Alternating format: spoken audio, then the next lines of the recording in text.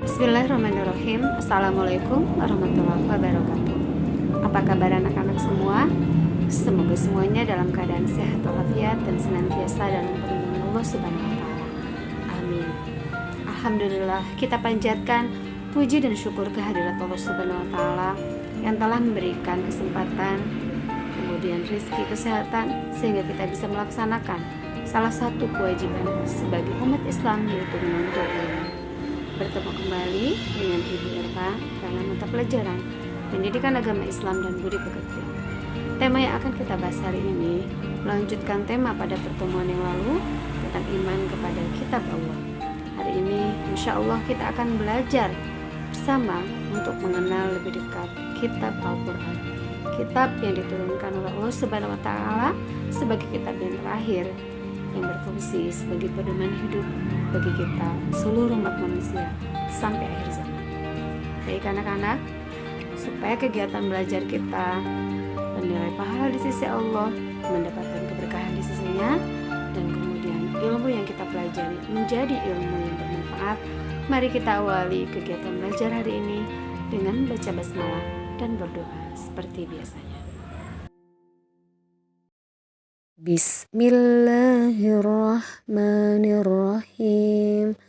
Raditu billahi rabba wa bil islami dina wa bi muhammadin nabiyya wa rasula. Rabbi zidni ilma warzuqni fahma bi rahmatika ya arhamar rahimin. Amin. Dengan menyebut nama Allah yang Maha Pengasih lagi Maha Penyayang. Aku rela Allah Tuhanku, aku rela Islam agamaku, dan aku rela Nabi Muhammad Nabiku dan Rasulku. Ya Tuhanku, tambahkanlah kepadaku ilmu dan karuniakanlah kepadaku pemahaman dengan kasih sayang-Mu, wahai yang Maha Penyayang. Amin. Alhamdulillah, kita telah menundukkan hati dan kepala kita untuk memohon kepada Allah Subhanahu wa taala supaya kegiatan belajar hari ini diberikan kemudahan dan ilmu yang kita pelajari menjadi ilmu yang bermanfaat. Semoga Allah Subhanahu wa taala mengabulkan doa kita. Amin. Selanjutnya, anak-anak yang dirahmati Allah Subhanahu wa taala, kita simak terlebih dahulu yuk tujuan atau target belajar kita hari ini.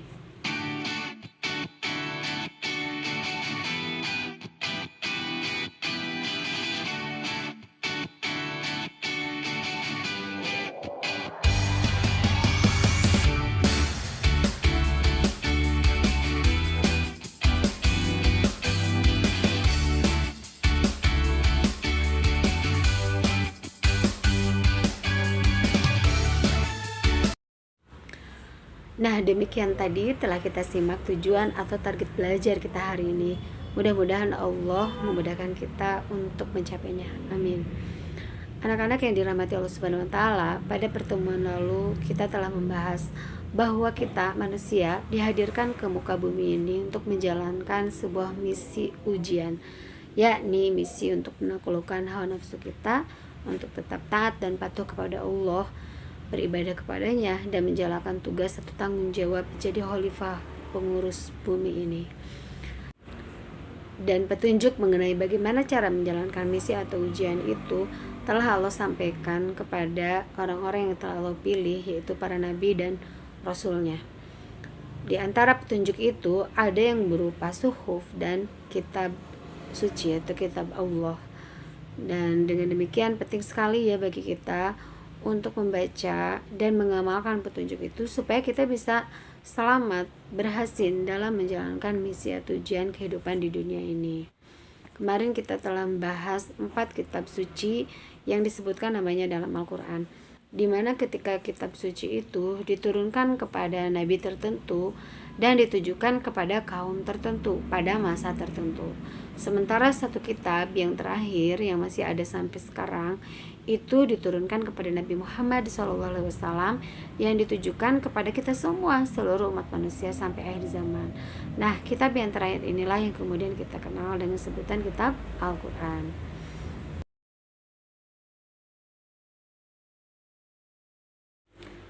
Nah, pada kesempatan kali ini kita akan mengenal lebih dekat kitab Allah yang terakhir itu ya, yaitu Al-Quran.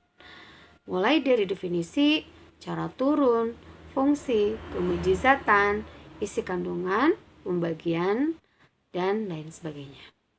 Kita awali pembahasan dimulai dari definisi Al-Quran. Secara bahasa, kata Quran berasal dari kata qoro'a yaqro'u yang memiliki arti membaca. Kata Quran merupakan bentuk isim masdar yang memiliki arti bacaan yang diulang-ulang. Menurut istilah, Al-Quran adalah firman Allah Subhanahu wa Ta'ala yang diturunkan kepada Nabi Muhammad SAW melalui perantaraan malaikat Jibril yang disampaikan kepada kita secara mutawatir, berbahasa Arab, dan membacanya bernilai ibadah.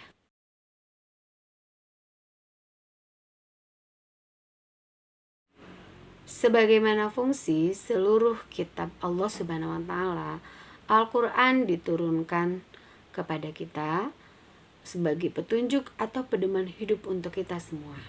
Namun, berbeda dengan kitab yang sebelumnya. Jika kitab yang sebelumnya hanya khusus diperuntukkan kepada kaum tertentu, Al-Quran sebagai kitab terakhir diperuntukkan kepada seluruh umat manusia sampai akhir zaman dan dimanapun dia berada. Selain itu, Al-Quran juga memiliki fungsi tambahan selain sebagai petunjuk, yaitu sebagai mukjizat. Yang dimaksud dengan mukjizat di sini adalah sebagai bukti bahwa Al-Quran bisa membuktikan dirinya sendiri bahwa dia adalah firman dari Allah Subhanahu wa Ta'ala.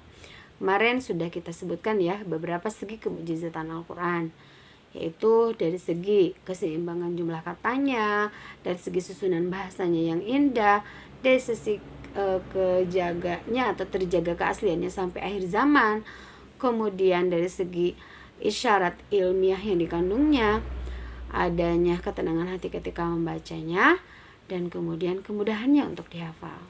Nah, pada kesempatan kali ini yuk kita simak lagi ya 2 ayat yang menunjukkan segi kemujizatan Al-Quran dari sisi isyarat ilmiah yang dikandungnya sebagaimana yang disebutkan di dalam Quran surat Fussilat berikut ini. Kami akan memperlihatkan kepada mereka tanda-tanda kebesaran kami di segenap penjuru dan pada diri mereka sendiri, sehingga jelaslah bagi mereka bahwa Al-Quran itu adalah benar. Tidak cukupkah bagi kamu bahwa Tuhanmu menjadi saksi atas segala sesuatu?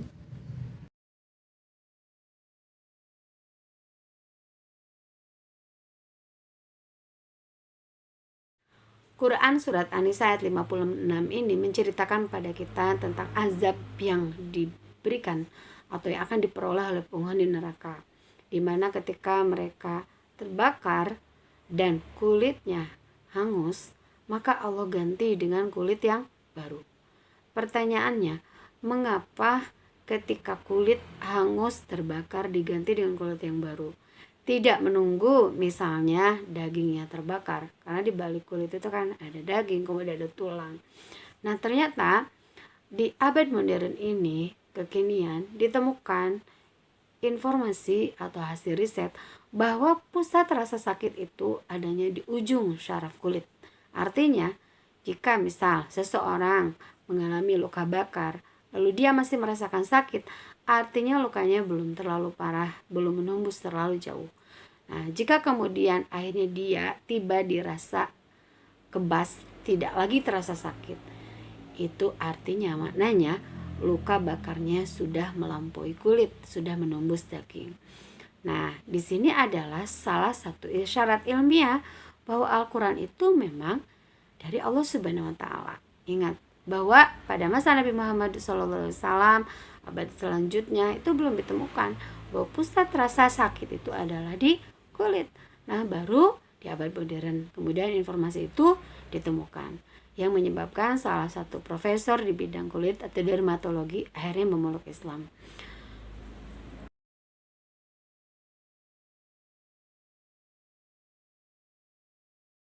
Dalam surat Al-Qiyamah ayat 3-4 ini menceritakan bahwa Allah Subhanahu wa taala itu sangat mampu untuk membangkitkan manusia. Bahkan di dalam ayat tersebut disebutkan Allah mampu untuk menyusun kembali jari jemarinya. Nah, kenapa kalimatnya itu jari jemarinya? Tidak menyebutkan misalnya anggota badan yang lain. Ternyata anak-anak sekalian, kita semua tahu ya bahwa identitas seseorang bisa diketahui dari jarinya, yaitu dari sidik jari. Nah, dan kita tahu bahwa sidik jari setiap orang itu adalah khas, tidak sama satu sama lain. Sehingga surat Al-Qiyamah ayat 3 dan 4 ini adalah isyarat tentang ilmu pengetahuan bahwa manusia bisa dikenali dari jari jemarinya, yaitu teori tentang sidik jari. Nah, setelah kita melihat dua ayat yang mengandung isyarat ilmiah, sebetulnya banyak lagi ya di tempat-tempat yang lain. Masihkah kita ragu bahwa Al-Quran ini buatan manusia? Masihkah kita ragu bahwa Al-Quran ini bukan dari Allah Subhanahu wa taala? Nah, mudah-mudahan tidak ada keraguan itu di dalamnya ya, sebagaimana pesan Allah Subhanahu wa taala dalam Quran surat Al-Baqarah ayat 2, "Dzalikal kitabu la raiba fih." Inilah kitab Al-Qur'annya, tidak ada keraguan di dalamnya, semuanya pasti benar.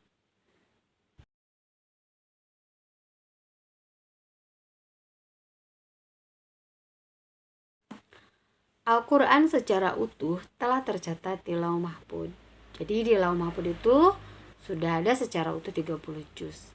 Tapi kemudian Al-Quran diturunkan ke dunia, ke bumi ini secara bertahap dalam kurun waktu kurang lebih 23 tahun. Teknisnya adalah Allah memerintahkan kepada malaikat Jibril untuk menyampaikannya secara bertahap kepada Nabi Muhammad SAW. Mungkin di antara kalian ada yang bertanya, mengapa harus diturunkan secara bertahap?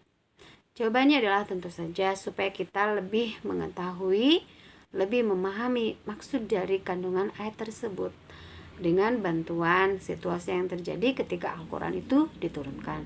Contoh misalnya surat Al-Kafirun yang diturunkan setelah kaum kafir Quraisy mengajak kepada Nabi Muhammad untuk gantian menyembah Tuhan. Misalnya sehari menyembah Allah, hari berikutnya menyembah berhala.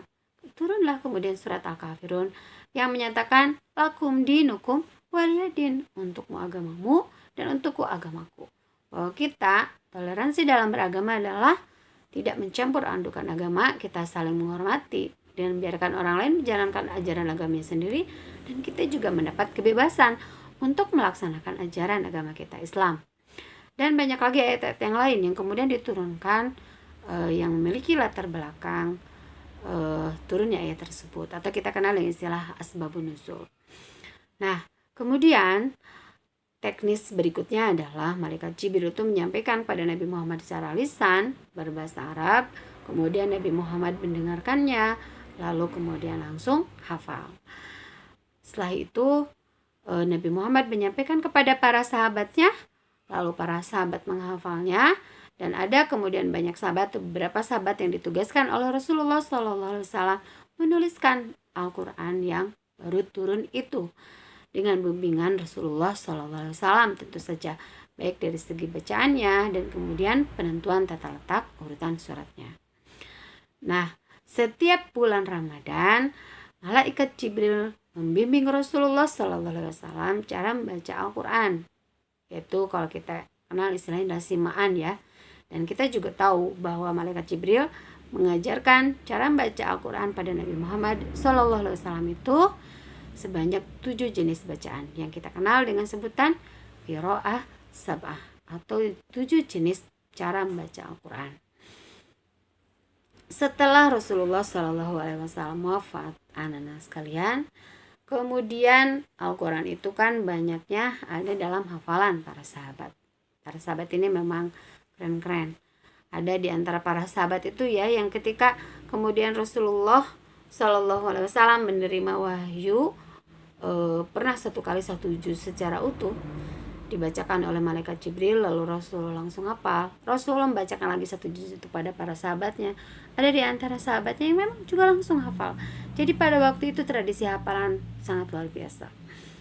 Nah, kemudian selanjutnya ketika Rasulullah wafat itu, jumlah 30 juz Al-Quran itu lebih banyak berada di mana? Di hafalan para sahabat. Walaupun kemudian ada yang dokumentasi secara tertulis, walaupun sifatnya masih terpisah-pisah. Ada yang misalnya tertulis di pelepah kurma, di kulit hewan, dan lain sebagainya. Dan ini banyak sekali sahabat yang menulisnya. Nah, ketika kemudian kalian ketahui bersama ya, waktu kelas 7 sudah kita bahas pada pembahasan tentang Khalifah Abu Bakar. Banyak penghafal Al-Quran yang wafat pada perang Riddah, sehingga kemudian ada kekhawatiran dari Umar bin Khattab hilangnya Al-Quran dari hati umat Islam. Nah, kemudian mengusulkan bagaimana agar Al-Quran itu kemudian dikumpulkan dalam satu susunan mushaf. Usul itu disetujui, yang kemudian dibentuklah tim untuk mengumpulkan Al-Quran dalam satu mushaf yang dipimpin oleh Zaid bin Sabit. Setelah itu pada masa periode Utsman bin Affan kemudian ada standarisasi penulisan Al-Quran yang kita kenal dengan sebutan Mushaf Utsmani. Lalu kemudian digandakan, dikirim kepada umat Islam yang berada di kota-kota lain atau di daerah-daerah yang lain. Nah, demikian Al-Quran keterjagaannya terus menerus sampai pada kita. Kalau dicetak pertama kali itu setelah ada mesin pencetakan ya di Jerman pada tahun 1694 Masehi. Nah, Al-Quran selain ditulis disampaikan secara tulisan terus menerus sampai generasi kita, yang paling pokoknya adalah diriwayatkan secara mutawatir melalui hafalan dari satu guru pada guru yang lain ya, pada muridnya, yang muridnya itu jadi guru, kemudian disampaikan lagi pada muridnya dan seterusnya.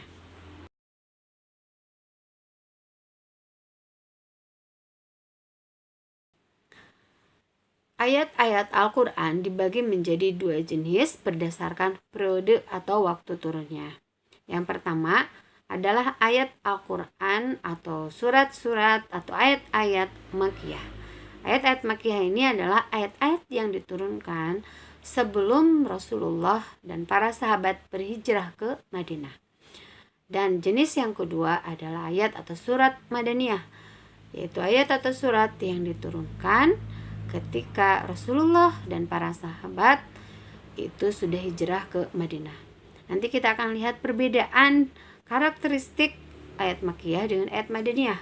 Kalau ayat Makkiyah itu lebih banyak bersifat isi kandungannya itu tentang akidah atau keimanan. Tetapi ayat Madaniyah lebih banyak berisi tentang hukum-hukum atau syariat-syariat. Kemudian kalau ayat Makkiyah biasanya kalau ada seruan itu kalimatnya adalah ya ayyuhannas, tetapi kalau di Madaniyah diawali dengan ya ayyuhalladzina amanu. Kemudian ciri yang lain, ayat Makkiyah itu pendek-pendek ya, seperti misalnya yang ada di juz Amma. Kalau ayat Madaniyah panjang-panjang seperti Al-Baqarah, Al-Imran dan seterusnya.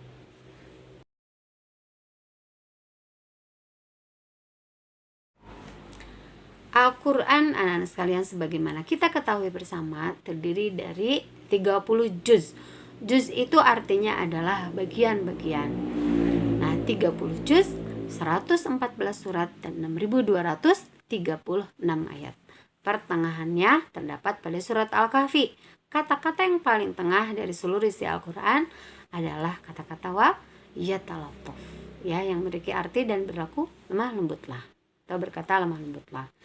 Nah, walaupun misalnya kita tahu bahwa Al-Quran itu susunan surat pertamanya adalah Al-Fatihah dan surat terakhir adalah An-Nas, wahyu yang diterima oleh Rasulullah pertama kali adalah bukan surat Al-Fatihah, tetapi surat Al-Alaq ayat 1-5 yang diterima oleh Rasulullah SAW di Gua Hiro di Mekah.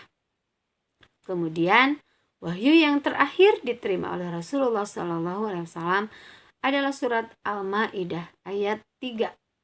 Al-Maidah ayat 3 yang diterima oleh Rasulullah SAW masih di Mekah, tepatnya di Arafah ketika Haji Wada, tapi termasuk golongan ayat Madaniyah karena diterimanya setelah hijrah ke Madinah.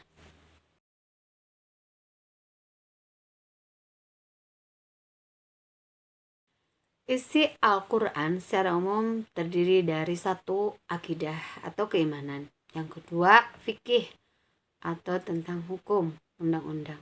Yang ketiga adalah tentang muamalah. Sebetulnya bagian dari fikih ya. Tapi bisa kita pisahkan bagaimana tentang cara berinteraksi antara kita sebagai manusia.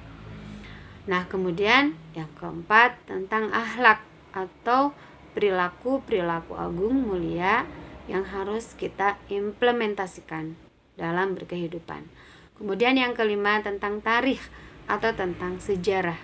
Dan yang keenam tentang isyarat ilmiah yang bisa menjadikan bukti bahwa Al-Quran itu adalah benar dari Allah Subhanahu wa Ta'ala.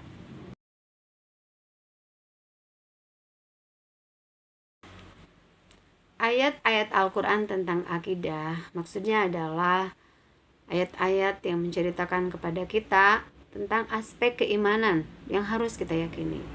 Nah, ayat-ayat ini memperkenalkan kepada kita hal-hal yang harus dijadikan landasan keyakinan kita. Yang 6 itu ya, rukun iman itu iman kepada Allah, pada malaikat, pada kitab, pada rasul, pada hari akhir, dan pada qada dan qadar.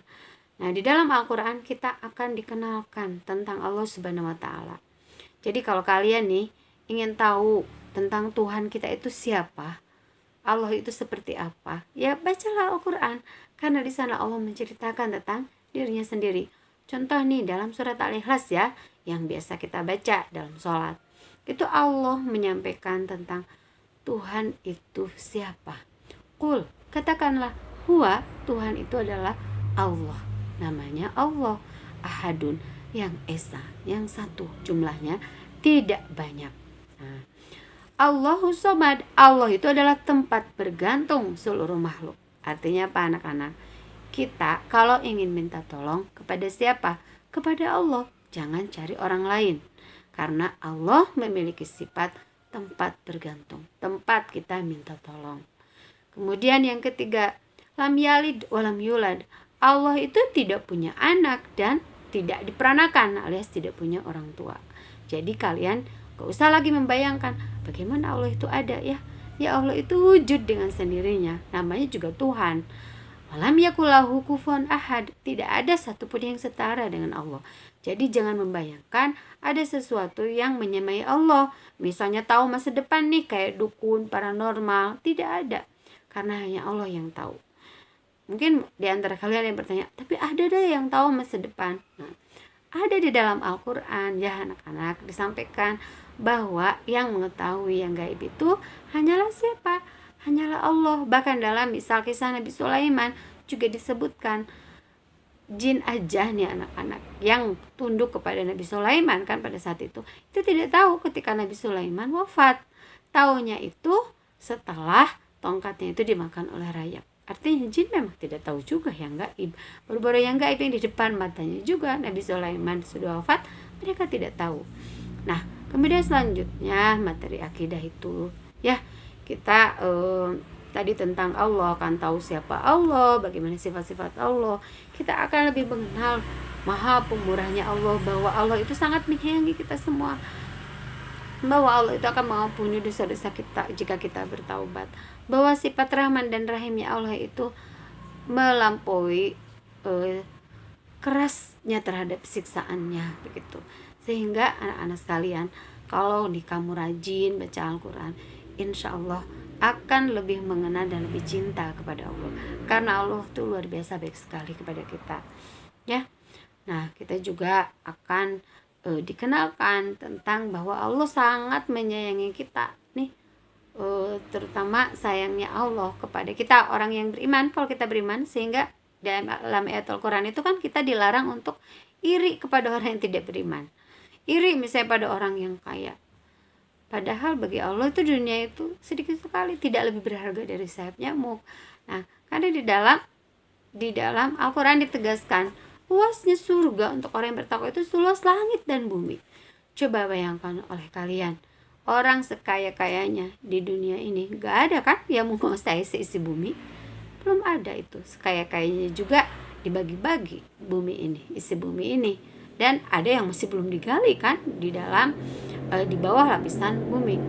Nah, sementara bagi orang yang beriman, Allah akan ngasih kemudian pahalanya itu surga yang bagi yang bertakwa itu surganya seluas langit dan bumi. Dalam surat apa? Ali Imran. Ya, kemudian bukti bahwa Allah sayang itu juga ada di dalam Al-Quran, bahwa ketika kita misalnya melakukan suatu perbuatan baik, Allah lipat gandakan.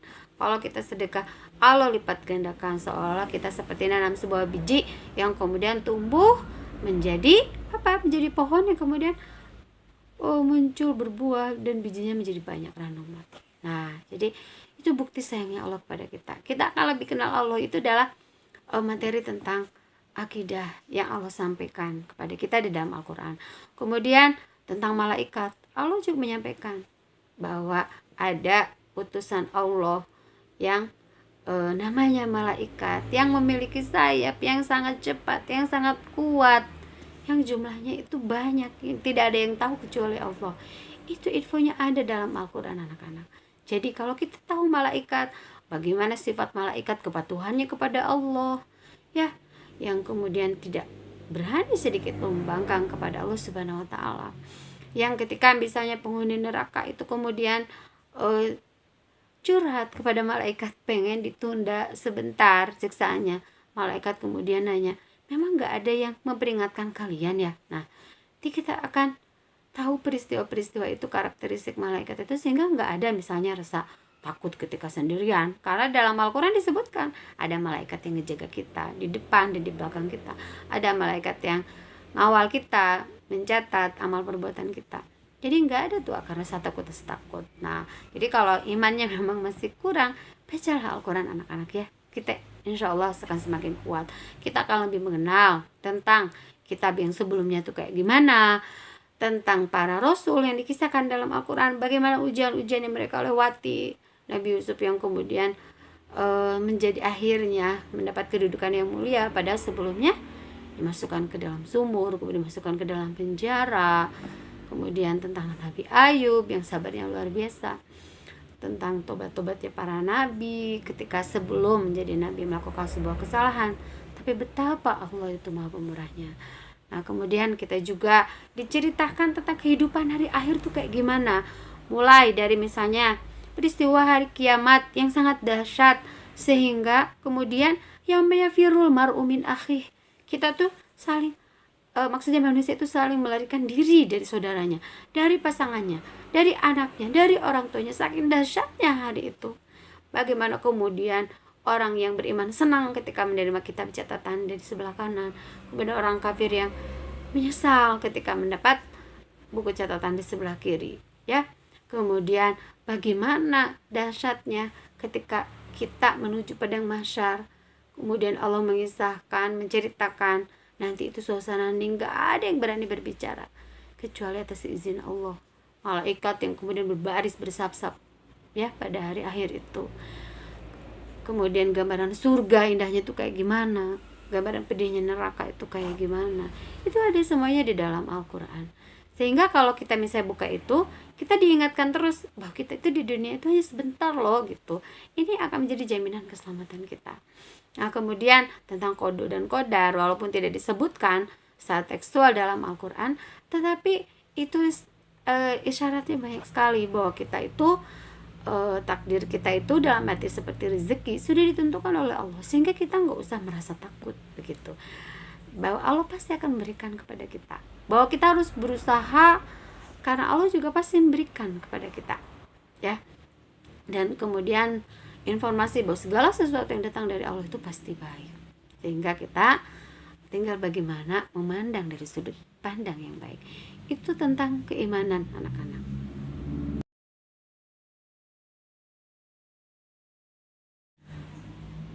Tentang fikih itu adalah hukum ya, tentang hukum, tentang undang-undang Di dalam Al-Quran kita diberitahu kayak koridornya itu kita harus ngapain aja di bumi ini. Contoh misalnya fikih tentang ibadah, bagaimana cara kita beribadah kepada Allah secara umum disebutkan dalam Al-Quran bahwa kita tidak boleh menyekutukan Allah dalam peribadahan yang kita lakukan. Kemudian ibadahnya itu apa aja, seperti sholat, itu perintahnya akan kita temukan, oh kita harus sholat. Kalau kita baca Al-Quran kita akan tahu ya, oh ya harus sholat, waktunya ada berapa. Bagaimana fikih tentang harta ya, apakah harta yang diberikan oleh Allah kepada kita itu harus atau boleh kita habiskan untuk kepentingan kita atau bagaimana. Nah kalau misalnya ada hak orang lain, kepada siapa saja kita harus memberikan, itu adalah fikih ya. Kemudian tentang fikih pernikahan, bagaimana kemudian dengan siapa boleh menikah, dengan siapa tidak boleh menikah. Kemudian fikih berpakaian, dress code kita itu seperti apa, fikih perceraian, tolak, itu ada juga di dalam Al-Quran. Kemudian ada tentang fikih muamalah yang tadi disampaikan, kadang ada yang memisahkan bagaimana kita berinteraksi secara muamalah dengan orang, interaksi jual beli, interaksi utang piutang, interaksi pinjam meminjam, itu seperti apa, itu ada di dalam Al-Quran ya. Nah selain tadi apa, fikih ibadah yang sifatnya mahdoh, ada juga yang bukan mahdoh. Kemudian tadi apa lagi tentang ibadah itu ada sholat, zakat, haji, saum. Nah kemudian muamalah, bagaimana kita berinteraksi dengan orang, dan kemudian ada pernikahan, perceraian, waris dan lain sebagainya. Itu tentang fikih.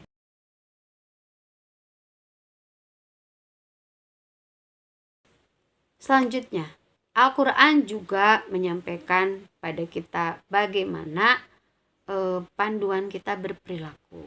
Akhlak kita itu, seorang mukmin itu harus seperti apa ya? Bagaimana sikap kita terhadap orang yang lebih tua? Bagaimana tutur kata kita? Ya kan ada panduannya bahwa suara kita itu tidak boleh keras kepada orang tua, terutama kalau misalnya sudah tua ya. Tidak boleh saja, tidak boleh. Itu ada panduannya dalam Al-Quran. Bagaimana kalau kita menghadapi ujian, maka kita diperintahkan untuk sabar. Cara sabarnya kayak gimana juga dikasih tahu. Oh, cara sabarnya itu diiringi dengan meminta tolong, dengan berdoa, dengan sholat. Bagaimana kita harus berjalan di muka bumi, yaitu harus dengan rendah hati. Bagaimana kita menghadapi orang yang menyakiti kita, yaitu dengan cara memaafkan, kemudian kita mendoakan, kemudian kita berbuat baik.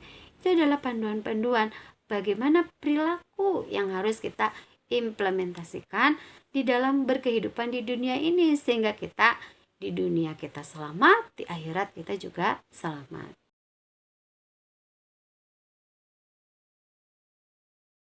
Selanjutnya isi Al-Quran adalah tarikh atau sejarah. Di dalam Al-Quran banyak diceritakan bagaimana kisah-kisah orang terdahulu sebelum kita. Kita kan dalam surat Al-Fatihah meminta ya kepada Allah, ihdinas siratal mustaqim, tunjukilah kami ke jalan yang lurus. Siratal ladzina an'amta alaihim, yaitu jalan orang-orang yang telah Engkau beri nikmat kepada mereka. Walau ghairil maghdubi alaihim, bukan jalan orang yang dimurkai, walau dolin, dan bukan juga jalan orang-orang yang sesat. Nah penjelasan tentang siapa orang yang Allah beri nikmat itu ada di dalam surat An-Nisa. Tentang siapa? Para nabi, siddiqin, syuhada, dan solihin. Nah bagaimana itu kita mengikuti mereka? Maka kita harus mempelajari kisah mereka. Ya, di dalam Al-Quran diceritakan kisah para nabi, ada di situ ya. Kita kan tahu bagaimana kisahnya Nabi Adam. Kemudian tobatnya Nabi Adam itu seperti apa. Kemudian kita misalnya mendengar kisah tadi Nabi Yusuf, sabarnya Nabi Yusuf kayak gimana, kisah Nabi Musa bagaimana, kemudian ketegasannya Nabi Musa, Nabi Ibrahim, keistiqomahannya, keberaniannya berhadapan dengan para penguasa, sabarnya Nabi Ayub, bagaimana kisahnya Nabi Zakaria yang kemudian belum memiliki anak, dan seperti Nabi Ibrahim juga, dan akhirnya kemudian punya anak. Itu bisa jadi teladan buat kita gitu ya. Jadi teladan buat kita, oh Nabi Ibrahim memperlakukan tamu tuh kayak gimana. Nah Nah itu, kalau misalnya kita ingin selamat mendapatkan nikmat sebagaimana halnya mereka, maka kita harus tahu bagaimana mereka dulu menjalani kehidupan. Nah tentu kita taunya melalui sejarah, dan di antara sejarah kisah mereka itu diungkapkan di dalam Al-Quran ya. Selain para nabi juga diceritakan tentang kisah para siddiqin, ada kemudian kisahnya Abu Bakar walaupun tidak disebut namanya, ada di dalam Al-Quran. Kemudian orang-orang soleh itu seperti apa ya, orang-orang soleh yang saling menasihati gitu ya. Kalau misalnya ada problem masalah, saling curhat, nasihatinya dengan cara menguatkan supaya sabar, supaya tetap di jalur yang benar. Itu karakter orang yang soleh. Kemudian syuhada, orang-orang yang mati syahid itu seperti apa ya, itu dibaca oleh kalian bagaimana kisah mereka, sehingga kita juga hidup di dunianya nggak tersesat, kita mengikuti track record mereka.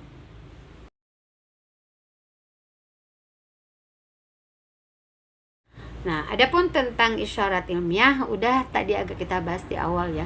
Di dalam Al-Qur'an disebutkan juga tentang alam semesta ini. Jadi Allah yang menciptakan alam semesta ini tentu sangat tahu ya tentang alam semesta. Seperti halnya misalnya orang yang buat HP, tentu dia yang paling tahu dong tentang HP gitu, cara menggunakannya.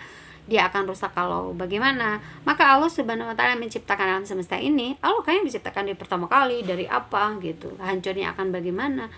Nah, prosesnya itu seperti apa, ada apa aja di alam semesta, itu adalah Allah. Jadi ketika misalnya Allah menyampaikan dalam Al-Qur'an dan kemudian kita melihat, oh ternyata yang kita lihat betul begitu, yaitu sudah pasti karena itu dari Allah.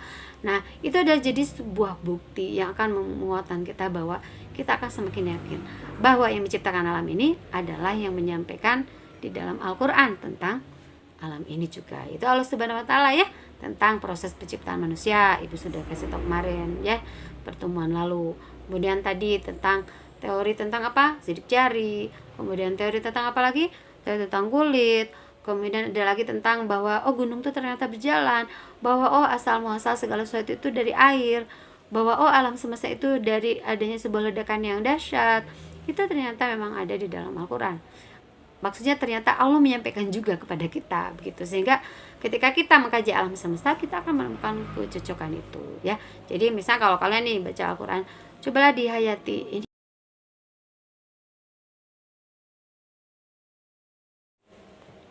Hikmah beriman kepada Al-Quran adalah tentu saja kita akan selamat di dunia dan di akhirat. Kalau kita beriman, meyakini bahwa Al-Quran itu dari Allah dan dia diberikan pada kita sebagai petunjuk buat kita, maka kalau kita mengamalkannya, membaca, mempelajari dan mengamalkannya, maka kita tidak akan tersesat. Ibarat kita melakukan sebuah perjalanan, kita lihat terus pada petunjuk ya, sehingga kita nggak terjebak pada misalnya jurang, nggak terjebak kepada adanya kemacetan dan lain sebagainya. Jadi kita akan selamat, tidak akan tersesat. Yang kedua, hati kita akan menjadi tenang. Hati kita akan menjadi tenang. Kemudian yang berikutnya, kita juga kalau rajin baca Al-Quran, itu setiap hurufnya akan menjadi pemberat timbangan kebaikan.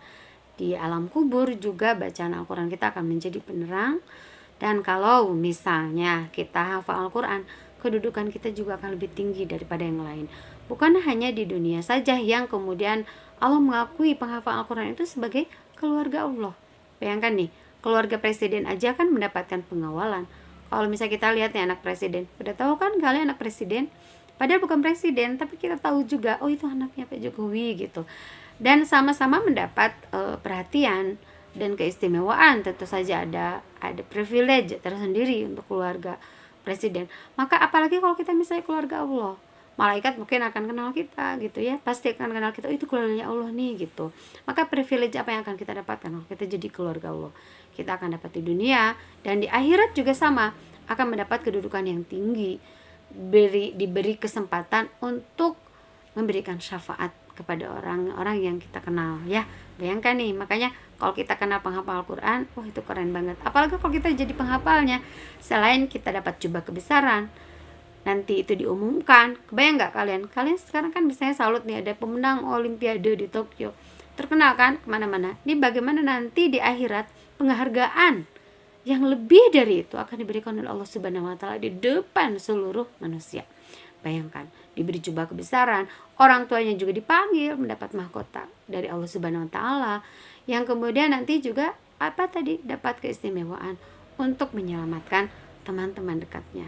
Bayangkan, nah luar biasa sekali. Jadi anak-anak mulai sekarang, yuk kita lebih dekat pada Al-Quran. Satu, supaya kita selamat ya di dunia dan di akhirat. Juga yang kemudian yang kedua, mudah-mudahan kita juga menjadi keluarga Allah dengan menghafal Al-Quran, dan kita bisa menjadi orang yang bisa menyelamatkan orang lain di akhirat kelak. Nah, demikian penjelasan dari Ibu tentang Al-Quran, mengenal lebih dekat Al-Quran. Mudah-mudahan setelah ini semuanya jadi rajin ya pada baca Al-Quran, mencoba untuk memahaminya, dan kemudian mencoba untuk mengamalkannya sedikit demi sedikit, sehingga kita nilai-nilai Al-Quran terinternalisasi dalam diri kita. Baik anak-anak, demikian saja materi pada pertemuan hari ini. Semoga ilmu yang kita pelajari pada hari ini menjadi ilmu yang bermanfaat ya, khususnya bagi ibu yang menyampaikan, umumnya untuk kalian dan kita semua. Baik, kita tutup dengan baca hamdalah, alhamdulillahirabbil alamin, istighfar, astagfirullahalazim, dan doa kifaratul majelis. Subhanakallahumma wa bihamdika asyhadu alla ilaha illa anta astaghfiruka wa atubu ilaik. Dari Ibu, mohon maaf jika ada kesalahan, maka itu dari Ibu pribadi. Yang benar tentunya hanya dari Allah Subhanahu wa taala. Billahi fi sabilil haq. Wassalamualaikum warahmatullahi wabarakatuh.